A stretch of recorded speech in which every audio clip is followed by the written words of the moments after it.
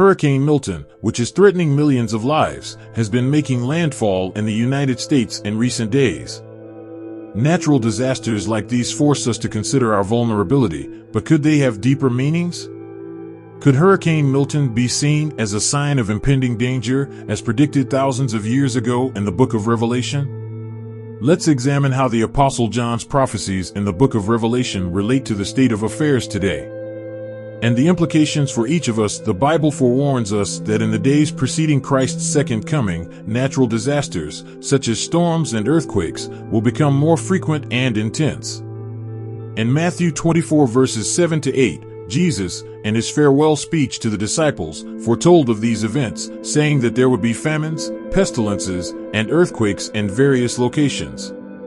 All these are the first fruits of sorrows. You'll see that Jesus lists a number of indications here, including natural disasters. It's amazing how these quotes from Jesus reflect the state of affairs now. In recent times, there has been a marked rise in devastating natural disasters. With gusts of more than 155 miles per hour, Hurricane Milton has been wreaking havoc and generating terror wherever it goes. Hurricanes Ian in 2022, Lee in 2023, and Milton in 2024 have all caused massive destruction that has affected millions of lives. These incidents may not be isolated tragedies, but rather indicators that we are living in the times predicted by those who pay great attention to biblical prophecies.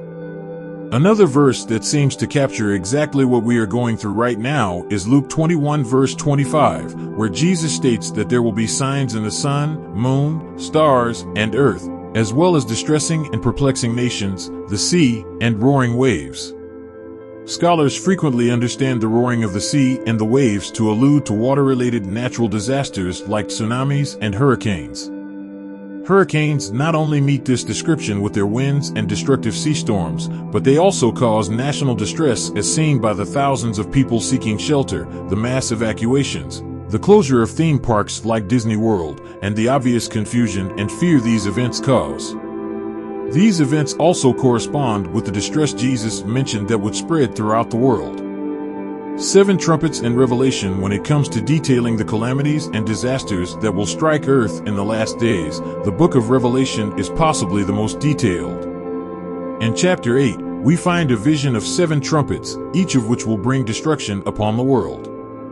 The first 4 trumpets specifically mention natural calamities that will affect the land, the seas, rivers, and even the sun. The first angel sounded his trumpet in Revelation 8 verses 7 to 8, and hail and fire mixed with blood descended upon the earth, scorching a third of the planet, scorching all the green grass and trees.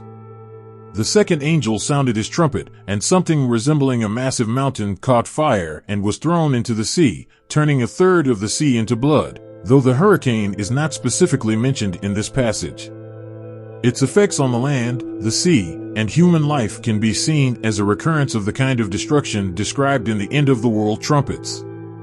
The increased severity of hurricanes and storm formations could be a precursor to even more massive calamities recorded in the Bible. Together with the trumpets, the book of Revelation also mentions the 4 horsemen of the apocalypse and the divine judgment they bring. While a hurricane is a natural disaster, it bears many of the same consequences as the horsemen of the apocalypse. In Revelation 6 verse 8, we read, "I looked, and there before me was a pale horse, its rider was named Death, and Hades was following closely behind him." These creatures were given power over a fourth of the earth to kill by sword, famine, plague, and wild beasts. Revelation also mentions the 4 horsemen of the apocalypse and divine judgment in addition to the trumpets. The 4 horsemen brought with them the words, "I looked, and there before me was a pale horse, whose rider was named Death, and Hades was following closely behind him," appear in Revelation 6 verse 8. These animals were given authority over a fourth of the earth to kill by sword, famine, plague, and wild beasts.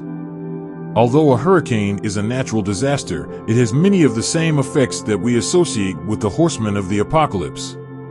The breakdown of infrastructure while the wind and floods bring death and devastation. The loss of crops and the uprooting of millions of people can result in starvation and disease. We observe a similarity to prophetic warnings once more.